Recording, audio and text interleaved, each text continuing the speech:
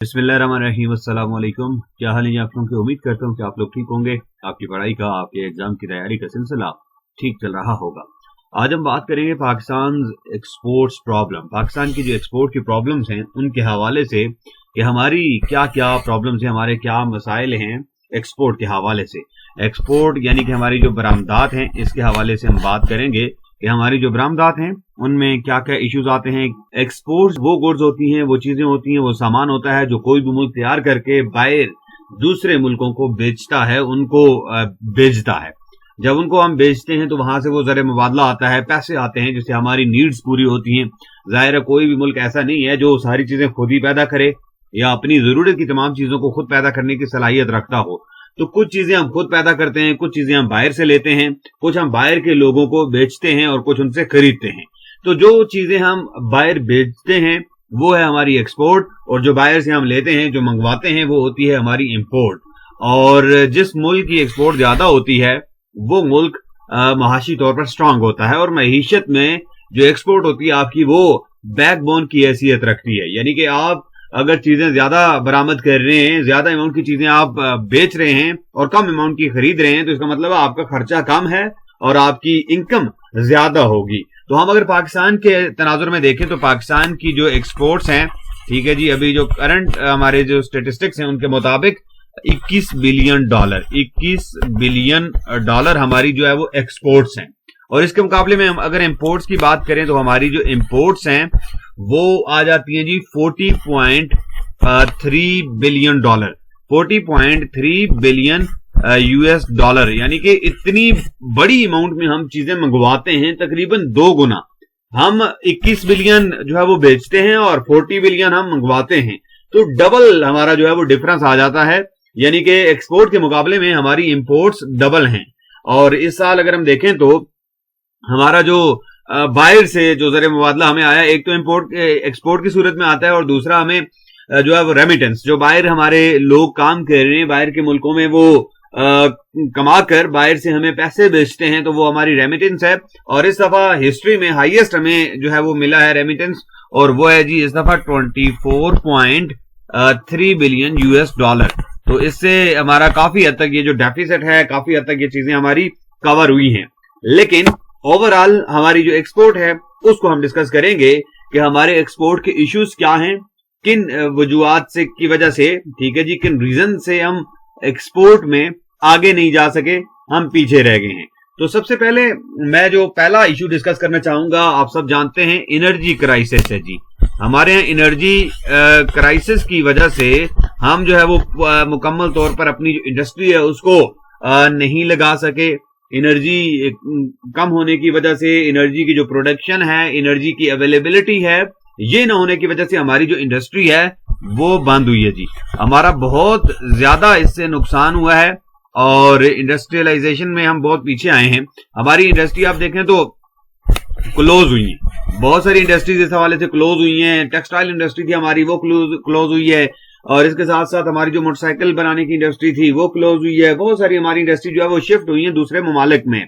तो ये रीजन भी थी हमारी एनर्जी क्राइसिस की वजह से। जब आपको एनर्जी चाहिए होगी, एनर्जी आपको नहीं मिलती, या महंगे दामों आपको एनर्जी मिलेगी, तो जाहिर है जब आपको महंगे दामों एनर्जी मिलेगी तो आपकी जो प्रोडक्शन कास्ट होगी वो भी बढ़ जाएगी, और जब कास्ट बढ़ेगी तो फिर आप इंटरनेशनल मार्केट में मुकाबला नहीं कर पाएंगे, आप कंपीट नहीं कर पाएंगे, आप सस्ती चीज नहीं बना पाएंगे। और बाहर ममालिक जो हैं उनके पास और बहुत ज्यादा ऑप्शंस हैं कि अगर आपकी जो चीज है वो महंगी है, आप क्वालिटी में उनको कंपीट नहीं कर पा रहे, आप इसमें जो है वो इकोनॉमिकली अगर आप मतलब आपकी जो प्रोडक्ट्स हैं वो नहीं है, तो फिर ये होगा कि आप मुकाबला नहीं कर पाएंगे और आपकी एक्सपोर्ट हर गुजरते दिन के साथ कम होती जाएंगी। तो ये सबसे बड़ा हमारा जो मसला है एनर्जी क्राइसिस का है कि एनर्जी क्राइसिस की वजह से भी हम जो है वो इंडस्ट्री को प्रमोट नहीं कर पाए। हमारी इंडस्ट्री जो है वो चीजें ज्यादा नहीं बना पाई जिनको हम एक्सपोर्ट करके बाहर से ज़र मुबादला कमाते।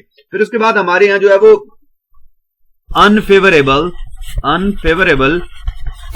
बिजनेस एनवायरनमेंट है जी। अनफेवरेबल बिजनेस एनवायरनमेंट, हमारे यहाँ जो बिजनेस एनवायरनमेंट है वो फेवरेबल नहीं है। बहुत सारे मसाइल हैं अनफेवरेबल बिजनेस एनवायरनमेंट की, आप बात कर सकते हैं जी।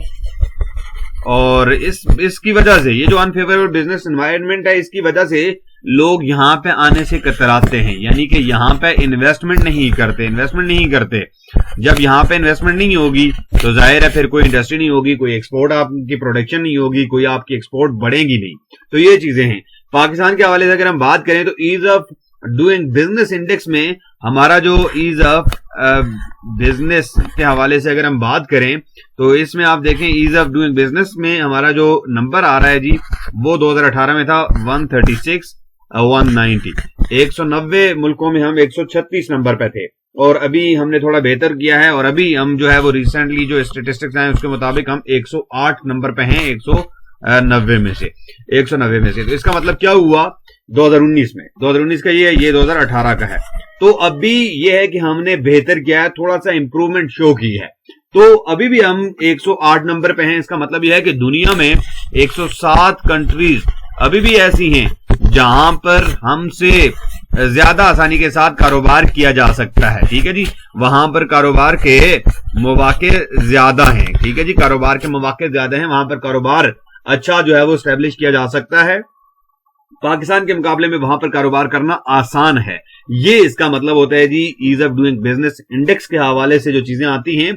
और इसमें यह है कि अगर हम इसको बेहतर कर दें, हम लोगों को कारोबार करना आसान कर दें, इन्वेस्टर को हम लेकर आए, जो हमारी फॉर्मेलिटीज हैं उनको रिड्यूस करें। अभी जो करंट हमारी गवर्नमेंट है इसने बहुत ज्यादा वो इस पे काम किया है और इस पे बहुत ज्यादा फोकस भी किया है और बहुत सारे ऐसे स्टेप्स लिए हैं कि जो गैर जरूरी चीजें थी, जो गैर जरूरी अप्रूवल्स चाहिए थी किसी भी बिजनेस को स्टार्ट करने के लिए, उनको खत्म किया गया है। और इसके साथ साथ हमारे यहाँ थोड़ा सा जुडिशरी का भी मसला है कि जुडिशियल सिस्टम हमारा इतना तेज नहीं है कि वो कमर्शियल डिस्प्यूट्स को ज्यादा जल्दी हल कर सकें। तो इसकी वजह से भी हमारे यहाँ टाइम ज्यादा लगता है। और अभी सीपैक के उसमें भी हम एक चीज पढ़ते हैं जी, सीपैक के उसमें जो स्पेशल इकोनॉमिक जोन्स हैं, सीपैक के दूसरे मरहले में हमारे यहाँ स्पेशल इकोनॉमिक जोन्स बनाए जा रहे हैं। और स्पेशल इकोनॉमिक जोन्स में हम जो है वो ये सारी चीजें, यानी कि वहां पर एक ही जगह पे एनर्जी भी प्रोवाइड की जाएगी, एक ही जगह पर लेबर भी प्रोवाइड की जाएगी, एक ही जगह पर जो है वो टैक्स की जो है वो छूट भी दी जाएगी और जगह हम प्रोवाइड करेंगे, उसको ट्रांसपोर्ट इंफ्रास्ट्रक्चर प्रोवाइड करेंगे। तो इससे क्या होगा कि हमारे यहाँ बिजनेस आसान होगा। जब बिजनेसमैन जो है वो उसको आसानी होगी, वो आसानी के साथ बिजनेस शुरू करेगा, इंडस्ट्री लगाएगा, तो फिर हमारी जो प्रोडक्शन होगी वो बढ़ेगी। हमारी प्रोडक्शन बढ़ेगी तो उसको हम एक्सपोर्ट करेंगे और हमारी मईशत के लिए ये चीज बेहतर होगी। और यही वजह है कि अभी सीपैक की वजह से हम ये कह रहे हैं कि ये हमारे लिए गेम चेंजर भी साबित होगा और हमारी जो एक्सपोर्ट्स हैं ये इससे बेहतर होंगी। तो ईज ऑफ डूइंग बिजनेस को बहुत ज्यादा देखा जाता है और इसको देखकर ही कोई भी इन्वेस्टर किसी भी मुल्क में कारोबार शुरू करता है या इन्वेस्टमेंट करता है। अगर कोई भी कंपनी आपके मुल्क में इन्वेस्टमेंट करना चाहती है तो वो इस चीज को लाजमी कंसिडर करेगी कि आप इस इंडेक्स में कहां पर खड़े हैं जी, आपके यहाँ ये फैसिलिटीज हैं या नहीं हैं और आपके यहाँ एनवायरनमेंट कैसा है। हमारे यहाँ जो हम एक्सपोर्ट चीजें कर रहे हैं उनकी वैल्यू इतनी ज्यादा नहीं है, यानी कि Pakistan exporting low value added product, low value added product, यानी कि हम खाम माल रॉ मटेरियल ज्यादा हम जो है वो दे देते हैं, बेचते हैं और वही पुरानी जो चीजें हैं जो आज से कितना अर्सा पहले हम जो है वो प्रोवाइड कर रहे थे या बना रहे थे, वही चीजें हम अभी भी कर रहे हैं। यानी कि सेम आपकी वो चीजें हैं, सेम कोमोडिटीज और सेम आपकी जो है वो मार्केट से, यानी कि ना तो मार्केट चेंज हुई आपकी, ना तो आपने मार्केट नहीं तलाश की, ना आपने चीजें नहीं बनाई। तो ये रीजन है कि हमारी जो प्रोडक्ट हैं वो भी इतनी ज्यादा कोई इफेक्टिव नहीं है या इतनी ज्यादा वैल्यू वाली नहीं है कि हम थोड़ी सी चीजें जो है वो एक्सपोर्ट करें और उससे हमें ज्यादा मुनाफा मिले या ज्यादा हमें ज़र मुबादला हमारे पास आए। तो ये रीजन भी है कि पाकिस्तान वही कितने अरसे से जो चीजें हम कॉटन की बात कर रहे हैं, कॉटन हमारी जो प्राइमरी प्रोडक्ट में आता है जी, कॉटन प्रोडक्ट, लेदर है, राइस है, तो हमारी जो प्रोडक्ट्स हैं उनका तकरीबन 70% जो है यही है जी, कॉटन प्रोडक्ट, राइस और लेदर वगैरह, ये चीजें हम जो है वो एक्सपोर्ट करते हैं कितने अरसे से।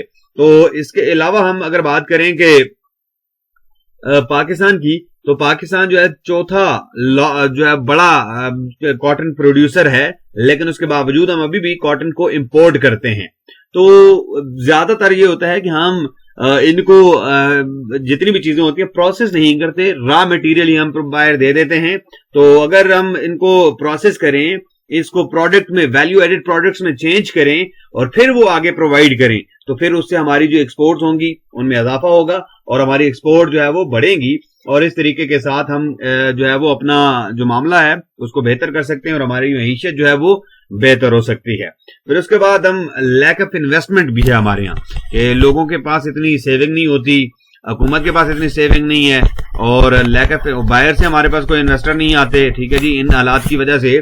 तो इसमें यह होता है कि हम जब सरमाया नहीं होगा तो फिर हम जो है वो इंडस्ट्री नहीं लगा पाएंगे, इंडस्ट्री नहीं लगा पाएंगे तो हमारी एक्सपोर्ट्स नहीं होंगी। तो ये लैक ऑफ इन्वेस्टमेंट भी है। और lack of investment in specially research and development, ये भी ध्यान में रखें कि lack of investment in research and development, यानी कि रिसर्च और डेवलपमेंट में हम जो है वो कोई ज्यादा इन्वेस्टमेंट नहीं करते और टेक्नोलॉजी को अपडेट करने में हम कोई काम नहीं करते।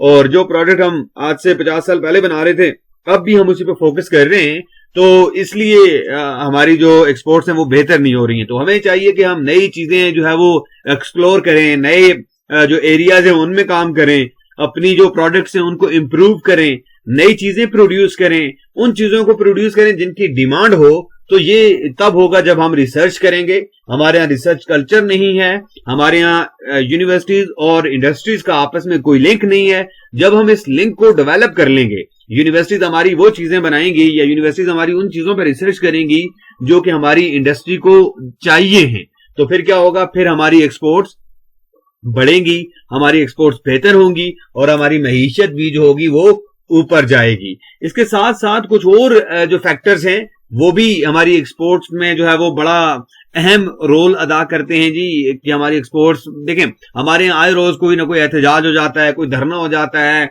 कोई इंफ्रास्ट्रक्चर की ब्लॉकेज हो जाती है, जिसकी वजह से हम टाइमली चीजों को पहुंचाने में नाकाम रहते हैं। तो इसमें यह होता है कि फिर हमारे जो है क्वालिटी हमारी मुतासर होती है, इंस्टेबिलिटी होती है, पॉलिटिकल इश्यूज वगैरह।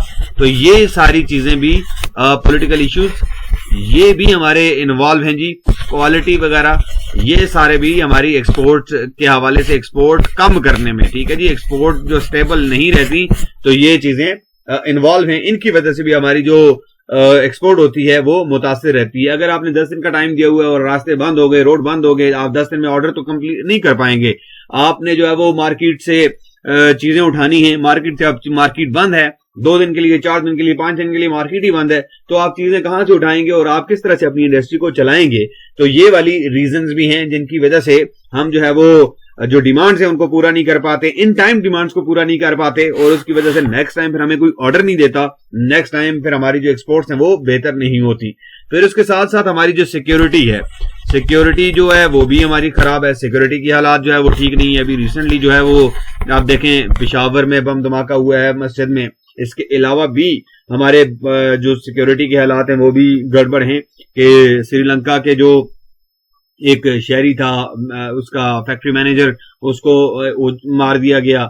इस तरह की रीजन हैं जिनकी वजह से जो बाहर जो इन्वेस्टर्स हैं उनका एतमाद हमसे उठ जाता है और वो कोशिश ये करते हैं कि यहाँ पर ना ही आया जाए, और जब वो नहीं आते, इन्वेस्टमेंट नहीं आती और ऑटोमेटिकली ये सारी चीजें हमारे उसको सफर करती हैं। सिक्योरिटी प्रॉब्लम के साथ साथ हमारा जो इंफ्रास्ट्रक्चर है वो भी पुअर है, यानी कि सहूलियात हमारे यहाँ ना होने के बराबर हैं। अभी रिसेंटली जो सीपैक की वजह से काफी हद तक ये इंफ्रास्ट्रक्चर बेहतर हुआ है और हम अभी तक मार्केट तक अपनी जो प्रोडक्ट्स हैं उनकी रिसाई जो है उनको देने में कोशिश कर रहे हैं कि कामयाब हो जाएं, लेकिन still security problems, poor infrastructure ये भी कंट्रीब्यूट कर रहे हैं हमारी जो एक्सपोर्ट है उसमें डेफिशिएंसी को। इसकी वजह से हमारी जो एक्सपोर्ट है वो कम है। अब देखें तो अनस्किल्ड लेबर, ये भी एक बड़ी रीजन है हमारी एक्सपोर्ट के हवाले से, अनस्किल्ड लेबर। तो ये भी एक रीजन है अनस्किल्ड लेबर की वजह से कि अगर आप देखें यूएन स्टडी के मुताबिक एक हमारे पास 1980 से लेकर 2011 तक जो इंडिया का शेयर है, एक्सपोर्ट शेयर ऑफ इंडिया, वो था जी 0.43 और इससे बढ़कर आ गया जी 1.7%। इसी तरह बांग्लादेश का 0.04 था और इससे बढ़कर आ गया जी 0.14। पाकिस्तान का था जो जी शेयर वो 0.15 और अब बढ़कर हम कहां पहुंचे हैं ये बताएं जरा भी हम नहीं ऊपर गए, हम वहीं पर हैं सेम, जैसा तब था वैसा ही अभी भी है। तो ये इससे आप देखें स्टडी से कि क्यों, क्या रीजंस हैं, तो देखें बहुत सारी रीजन, ये सारी रीजन उसमें कंट्रीब्यूट कर रही हैं। हमने अपनी जो लेबर है उसको भी स्किल नहीं किया, वही मजदूर हैं जी, मजदूरों को अगर हम थोड़ी सी तरबियत दें, उनको हम जो है वो नई जो टेक्नोलॉजी है वो सिखाएं और जदीद दौर के तकाजों के साथ हम आहंग करें तो वो ज्यादा बेहतर कर सकते हैं। इसके साथ साथ अगर हम एक्सपोर्ट को देखें कि हमारा जो एक्सपोर्ट है वो हमारी जो जीडीपी है उसकी कितनी रेशियो है, तो पाकिस्तान की जो एक्सपोर्ट है पाकिस्तान, ठीक है जी, एक्सपोर्ट्स रेशियो, पाकिस्तान एक्सपोर्ट बनता है जी 7.5% राउंड अबाउट, हमारी जो जीडीपी है उसका 7.5% बनता है। इसके मुकाबले में अगर मलेशिया को हम देखें तो मलेशिया में जो एक्सपोर्ट बनता है जी जीडीपी का वो बनता है 59% मलेशिया में। इसी तरह से मिडिल इनकम कंट्रीज जो हैं, ठीक है जी, उनकी एवरेज जो एक्सपोर्ट है वो कम से कम 24% बनता है जी जीडीपी का, ठीक है जी। हमारे जैसे जो दीगर कंट्रीज हैं तो उनमें जो है वो ये जो जीडीपी रेशियो है, ठीक है, जीडीपी इसकी एक्सपोर्ट की तो वो है 24%, यानी कि उनकी टोटल जो जीडीपी है उसका 24% जो है वो एक्सपोर्ट बनता है। लेकिन हमारे यहाँ क्या है जी 7.5%, यानी कि हम अभी भी बहुत पीछे हैं और हमारे पास इंप्रूवमेंट करने की बहुत ज्यादा गुंजाइश है। तो इसको बेहतर कैसे कर सकते हैं, तो जाहिर है बेहतर करने के लिए हमने वो सबसे पहले ही बात है कि हमने एनर्जी सेक्टर को रिफॉर्म करना है, एनर्जी सेक्टर को रिफॉर्म करना है जी, एनर्जी सेक्टर को बेहतर करना है। हमने जो है वो अपने जो लोग हैं उनको स्किल प्रोवाइड करनी है जी, लोगों को हमने जो है वो ट्रेनिंग्स देनी है, टेक्निकल एजुकेशन पे हमने फोकस करना है, हमने जो है वो टेक्नोलॉजिकल एडवांसमेंट लानी है, रिसर्च करनी है, नई टेक्नोलॉजीज को हमने सीखना है, टेक्नोलॉजीज को हमने अपनी जो इंडस्ट्री है उसके अंदर लाना है ताकि हम नई चीजें जो है वो बनाएं। और फिर इसके अलावा हमने एक वेल डिजाइंड, ठीक है जी, और एक्सपोर्ट लीड पॉलिसी बनानी है कि एक्सपोर्ट्स हम बढ़ाएं, ठीक है जी, एक इंडस्ट्रियल पॉलिसी हमने बनानी है जी ताकि हम एक्सपोर्ट्स कर सकें। फिर जो हमारा स्मॉल और मीडियम इंटरप्राइजेज हैं उनको डेवलप करना है, हमने लोगों को उनकी हौसला अफजाई करनी है, जो छोटे हमारे इंडस्ट्रियलिस्ट हैं उनको हमने कर्जे प्रोवाइड करने हैं, उनको ट्रेनिंग देनी है, उनकी कैपेसिटी बिल्डिंग करनी है ताकि वो लोग बेहतर तरीके के साथ नई चीजें बना सकें और एक्सपोर्ट में अपना किरदार अदा कर सकें। तो ये कुछ चीजें हैं जिनको अपनाकर हम अपनी जो एक्सपोर्ट्स हैं उनको बेहतर कर सकते हैं और यही तरीका है। अगर एक्सपोर्ट्स हमारी बेहतर होंगी, एक्सपोर्ट्स हमारी ज्यादा होंगी तो फिर हम जो है वो माशी तौर पर जो है वो हम स्ट्रांग होंगे, हमारी इकोनॉमी बेहतर होगी। और आजकल आपको पता है कि जिस मुल्क की इकोनॉमी बेहतर है वही मुल्क आगे है, और अगर आपकी इकोनॉमी वीक है तो देन आपकी कोई वैल्यू नहीं है, कोई हैसियत नहीं है। सो हमने इन चीजों पर काम करना है। Wish you all good luck, thank you very much.